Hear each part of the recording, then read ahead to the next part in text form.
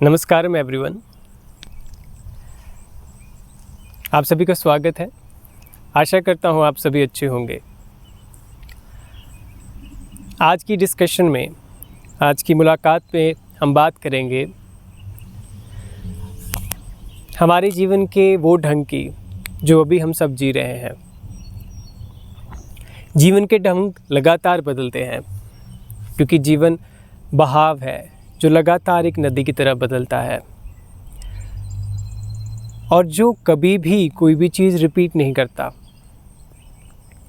हालांकि हम अपनी यादों, अपनी प्लानिंग्स में रहते हैं और उसकी वो फ्रेशनेस, उसकी वो ताज़गी को महसूस नहीं कर पाते। वो तो तोहफ़े हमें लगातार नए पलों के रूप में दे रहा है। फिर वो घटनाएं चाहे हमें कुछ सिखाने के लिए हो, चाहे हमें ऊपर उठाने के लिए, लेकिन जीवन का ये खेल हमारे लिए एक बहुत बड़े स्कूल का काम करता है। यहाँ पर हम लर्निंग, एक परिपक्वता को जान पाते हैं अगर हम जीवन में होश को साध कर चले। आज इसी होश पर थोड़ी सी बात करते हैं। दोस्तों, मैं आपके साथ ये बात शेयर करना चाहता हूँ कि ऐसा अक्सर क्या है जो हमें सत्य से दूर रखता है। यहाँ पर मैं सत्य शब्द यूज़ कर रहा हूँ। चाहे तो आप इसे परमात्मा कह लीजिए, चाहे आप यूनिवर्स कह लीजिए। जिस भी परम सत्ता पर आप सरेंडर करते हैं, जिसे आप हायर मानते हैं, अपने जीवन का अस्तित्व मानते हैं,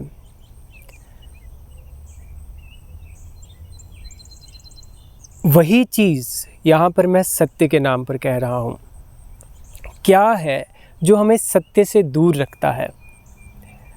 हम पूरी ज़िंदगी, इवन हम स्पिरिचुअल चीज़ों में भी चले जाएं, वहाँ पर भी हम बहुत सारी विधियाँ या बहुत सारे साल हम ध्यान में लगे रहें।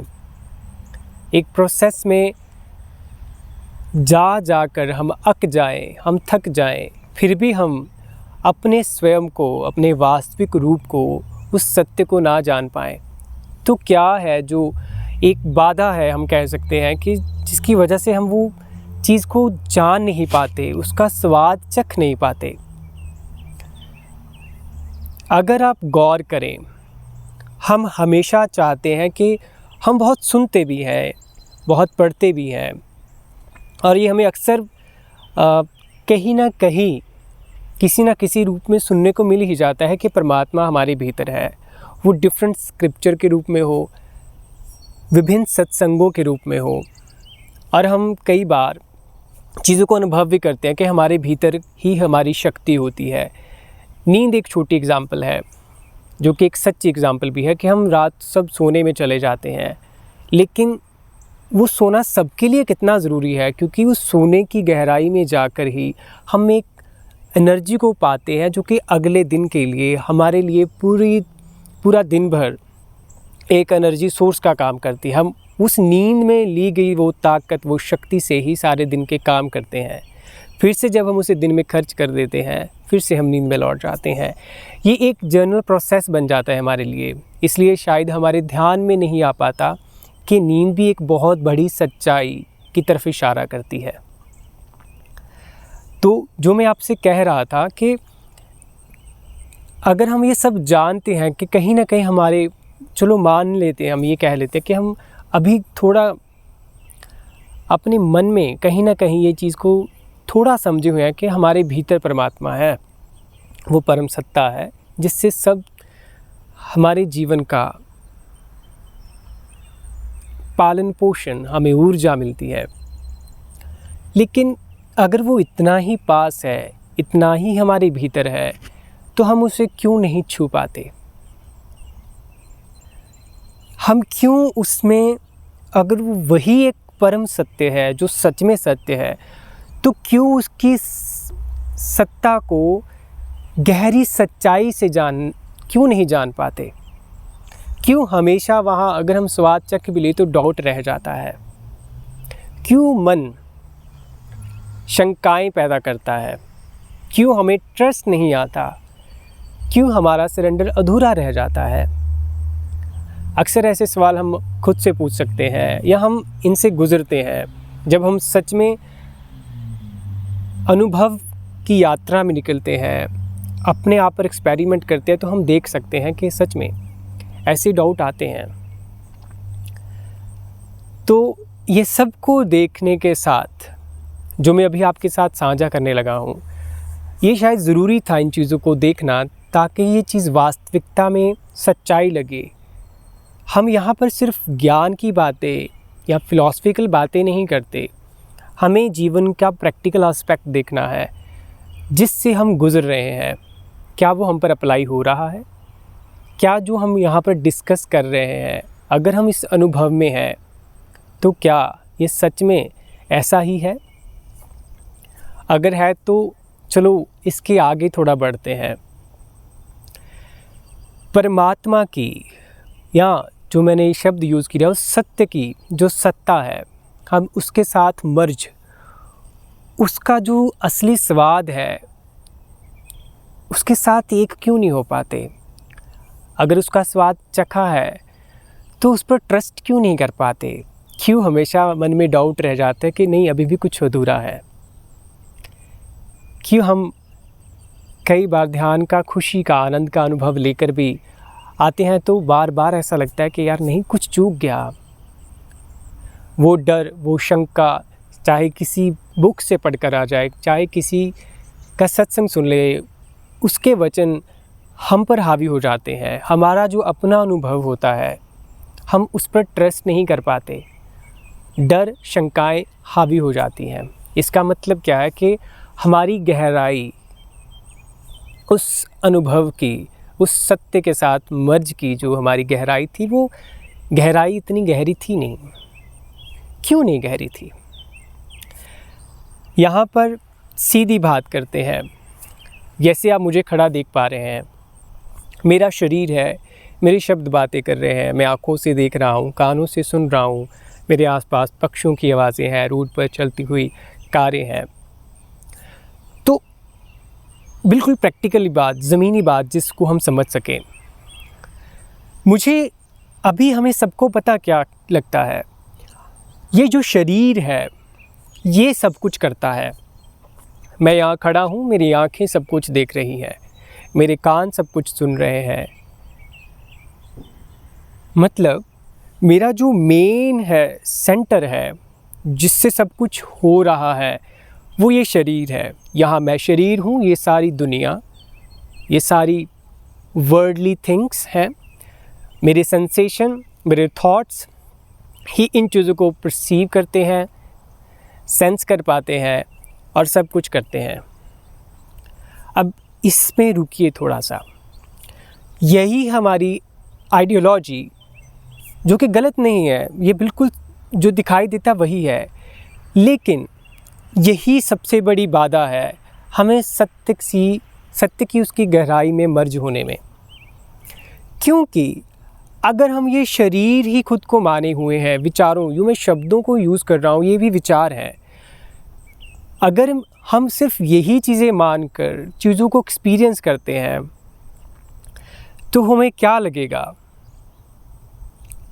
अभी हम इसका मतलब पूरी गहराई सत्य से नहीं है, क्योंकि शरीर, संसार दो नहीं, अलग नहीं, ये एक है। अभी थोड़ा सा मैं इस पर और अच्छे से आने का प्रयास करता हूँ कि देखिए, ये शरीर, ये सामने मेरे संसार, घूमती फिरती वस्तुएं, मेरे विचार, मेरे शब्द। अगर मैं अपने आप को दिमाग के तल पर, शरीर के तल पर मानकर, जो कि इस समय सच्चाई भी है, मैं संसार को देख रहा हूँ, तो हमेशा गैप रहेगा। ये मैं हूँ, ये संसार है। लेकिन ये डिवीज़न के रहते आप कभी भी परमात्मा को नहीं पा सकते, उस सत्य को नहीं चख सकते। क्यों?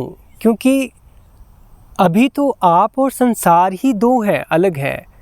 तो वो परमात्मा की झलक, जिसमें कोई सीमा ही नहीं, जिसमें कोई डिवीज़न ही नहीं, आप उस सत्य में कैसे ठहर सकते हैं? वो सत्य स्वयं आप ही है। अगर आप ही टूटे हुए हैं तो आप अपनी उस असीमता को, जो कि डिवीज़न से परे है, उसमें कैसे ठहर सकते हैं? तो यहाँ पर हम क्या कर सकते हैं, जो कि हमें सच्चाई से और ईमानदारी से देखना है, कि जिसे मैं शरीर और विचार कह रहा हूँ और दूसरी तरफ संसार कह रहा हूँ, क्या पहले इनमें फ़र्क है? पहले तो ये जो भेद है ना मेरा और संसार का, इसे इतना अच्छे से देखिए, इस पर इतना एक्सपेरिमेंट कीजिए।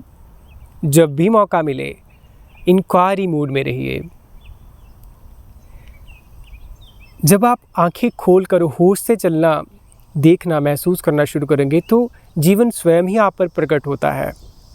वो आप पर अपना प्यार नौशावर करता है। तो क्या होगा, आप देखेंगे जो मेरा दिमाग है, विचार है, ये शरीर से कुछ ज़्यादा अलग नहीं है। विचारों का प्रभाव शरीर पर होता है, शरीर का प्रभाव विचारों पर, मस्तिष्क पर होता है। ये तो इस पर कितनी स्टडी हो गई, कितनी रिसर्च हुई है, आप कोई पेपर लेकर भी देख सकते हैं। आप जब क्यूरियोसिटी शो करेंगे तो आपको पता चलेगा कि yes, there is no difference between thoughts and body. जैसा हम सोचते हैं उसका प्रभाव, अगर हम कुछ टेंशन या कुछ ऐसे विचार जो हमारे लिए अच्छे नहीं हैं, अगर वो हम बहुत देर तक उनके साथ रहते तो उनका प्रभाव हमारे शरीर पर दिखता है। और इससे उल्टा भी, जब कोई वर्जिश करता है, खेलता है, कसरत करता है लगातार कंसिस्टेंटली, तो उसके स्वस्थ शरीर के साथ उसका मन, जिसे हम दिमाग कहते हैं यहाँ पर, मस्तिष्क भी स्वस्थ होने लगता है। बहुत से डॉक्टर रेकमेंड करते हैं जो मानसिक तौर पर परेशान रहते हैं कि आप फिज़िकल वर्कआउट कीजिए। उसका कारण क्या है? ये संबंध है, यहाँ कुछ भी अलग नहीं। तो अगर आपको पहले ये पता लगेगा कि विचार और शरीर एक ही है, अब आप यहाँ पर आ जाइए। ओके, विचार शरीर बने कहाँ से हैं? आपका शरीर किससे बनता है? 5 तत्वों से। और ये 5 तत्व कहाँ हैं? आपके आसपास। देखिए ज़रा, चीज़ों को बहुत सिंपल रखिए शुरुआत में, बाद में यही सिंप्लिसिटी आप पर कॉम्प्लेक्सिसिटी है, जो एक गहरापन है जिसमें हम उलझ जाते हैं, वो चीज़ें भी जीवन निखारने लगता है। शुरुआत सिंपल से कीजिए, जो आप देख सकते हैं। तो बात कर रहे थे शरीर की। जैसे मेरा शरीर है, अब मैं कैसे शरीर को संसार से अलग कर सकता हूँ? मेरे शरीर में पृथ्वी है, ये पृथ्वी यहाँ पर है, जल से बना हुआ है, जल इस पृथ्वी में है। अग्नि, सूर्य है, वायु, आपको पता है हम सांस के बिना तो हम जी नहीं सकते, तो वायु यहाँ पर है। आकाश तत्व, हमारे हर सेल में एक स्पेस है, आकाश है। तो ये बहुत ही सिंपल और आप सुपरफिशियल भी कह सकते हैं, क्योंकि हम बहुत ऊपरी तल से देख रहे हैं, जो हमें समझ आ जाए। तो संसार जो हमें दिखाई दे रहा है, ये पृथ्वी, ये यूनिवर्स, वो हमारा शरीर ही तो है, इन्हीं तत्वों से बना। अब विचार लगा लीजिए, विचार मस्तिष्क, मस्तिष्क भी क्या है? शरीर का हिस्सा है। तो क्या हम यहाँ पर कह सकते हैं विचार कैसे पैदा होते हैं? हम विचार क्या हैं? हम लोगों से सीखते हैं। बचपन से हम घर से सीखना शुरू करते हैं। घर वाले हमें सिखाते हैं सब शब्द बोलना। हम कैसे शुरू करते हैं? बचपन में घर से सुनते, जब सुनना शुरू करते हैं घर की बातें, उनको देखते हैं, वही चीज़ें हम पहले सीखते हैं। घर हमारे लिए पहला स्कूल होता है, हमारे पेरेंट्स हमारे पहले टीचर होते हैं। ऐसे बाहर निकलते हैं, जैसे जैसे हम बढ़ते जाते हैं, फिर स्कूल में जाते हैं, दोस्तों से मिलते हैं, वो हमारे स्कूल्स, हमारी लर्निंग बन जाते हैं। घर से होता हुआ समाज हमारा मस्तिष्क बन जाता है। अगर हम पढ़ने में बहुत अच्छे हैं, हमें नॉलेज लेना अच्छा लगता है, तो हम और फ़िलासफ़र को पढ़ते हैं और चीज़ों को सुनते हैं। जिस तरह की हम चीज़ें, खाना सिर्फ पेट के लिए खाना नहीं होता है, जिस तरह के हम विचार, शब्द सुनते हैं, हम वो भी अपने आप को न्यूरिश करते हैं, वो भी हमारा न्यूट्रिशन होता है हमारा खाना होता है। तो हमारा जो मस्तिष्क है वो समाज की एग्ज़ाम्पल है। हमने जो बचपन से, घर से लेकर, स्कूल से लेकर, यूनिवर्सिटी में दोस्तों से, समाज से जो भी सीखा वो हमारे विचार बन जाते हैं। तो कहाँ से आया? तो हम मस्तिष्क और शरीर के जो सेंसेस के रूप में हम अपने को अलग और संसार को अलग मान रहे थे, वो तो एक ही निकला। जब आप धीरे धीरे इस पर अभ्यास करेंगे, इस पर क्लियरली इंक्वायरी करेंगे, मैंने क्लियरली इसलिए यूज़ किया, साफ साफ, इसमें कोई भी हवा की बात नहीं करनी है, जो है उसे वैसा देखिए। अगर आप सच में इसे प्रतिदिन देखेंगे, कभी अपने काम कीजिए, सब कुछ जैसा चल रहा है चलने दीजिए, कुछ समय निकालना शुरू कीजिए। उस समय में थोड़ा सा इंक्वायरी कीजिए, देखिए चीज़ों को कि क्या ऐसा ही नहीं, ये संसार जो मुझे दिखाई दे रहा है और ये जो शरीर में बोल रहा हूँ विचार, ये सब एक ही है। जब ये जो पहले अलग लग रहे थे ये मर्ज होंगे, एक ही श्रेणी में आ जाएंगे। देखिए अब ये दो हैं, तब ये एक ही हिस्सा बन जाएंगे, तो बहुत बड़ा चेंज होगा, बहुत ही बड़ा। वो मेरे कहने से नहीं होगा, जब आप ये एक्सपीरियंस करेंगे, अनुभव करेंगे अपने पूर्ण होश से, तो अपने आप, जहाँ पहले आप शरीर और विचारों के रूप से दुनिया को अलग देख रहे थे, जब ये एक हो जाएंगे तब अपने आप अवेयरनेस के रूप में होंगे। उसे रूप कहना नहीं चाहिए, लेकिन सिर्फ शब्दों का सहारा मुझे लेना पड़ रहा है। तब आप एक होश होंगे। ये कर कर ही ज़्यादा पता लगता है। This is the process of meditation. ये घटना है, इसे किया नहीं जा सकता, ये घट जाएगी। और तब आप वैसे ही अपने विचारों, अपने शब्दों, अपने शरीर के प्रति भी जागना शुरू करेंगे, जैसे जैसे आप संसार के साथ जागते हैं। तब आपका और संसार, जो आपका शरीर, शब्द, संसार एक होंगे। तब आप जहाँ पर होंगे सिर्फ होश होगा। अभी जब भी हम अपने आप को पॉइंट आउट करते हैं, हम सिर्फ शरीर, फेस और अपने शरीर, अपने शब्दों, अपने विचारों, अपने कामों से अपने आप को अपनी पहचान बताते हैं दूसरे को। अगर मुझसे कोई पूछे आकर, पहले तो वो मुझे जानेगा मेरा फेस ऐसा है, मेरा शरीर ऐसा है, फिर मेरे बोलने का ढंग ऐसा है, मेरे काम, ये सब चीज़ें ही मेरी पहचान है। और यही हमारे लिए बंधन बन जाता है। लेकिन हमें इसे देखना होगा, गहराई से जांचना होगा। तो ये भी हमारा एक हिस्सा है, लेकिन ये अधूरा है। जब तक हम, शायद इसीलिए हमारे जीवन में पीड़ा और समस्याएं आनी शुरू हो जाती हैं एक जीवन के तल पर जाकर, जब हमारी समझ पर पूरी होने लगती है, बढ़ने लगती है, तब हमारी समझ ही हमें बताती है कि इससे आगे भी कुछ है। शरीर, विचार, ये सब सीमा जब लगने लग जाते हैं ना, तो उसका इशारा यही होता है कि अब इस सीमा को तोड़ो। जब आप सीमा को तोड़ेंगे तो आप होश में होंगे। उस होश को डिस्क्राइब करना, उसके लिए डिस्क्रिप्शन देना इतनी अच्छी बात नहीं है, क्योंकि वहाँ से जीवन स्वयं ही आपके सामने रहस्य खोलता है। तो आज की इस डिस्कशन में ये ज़्यादा लंबा ना हो जाए, इसलिए मैं यही आपके साथ कोशिश करूँगा यहाँ तक चलने की कि प्लीज़ देखिए शरीर, विचारों को इस संसार के साथ एक ही देखिए। तब आप, पहले ये बहुत मुश्किल लगेगा, क्योंकि हमारी आदत शरीर तक ही सीमित थी।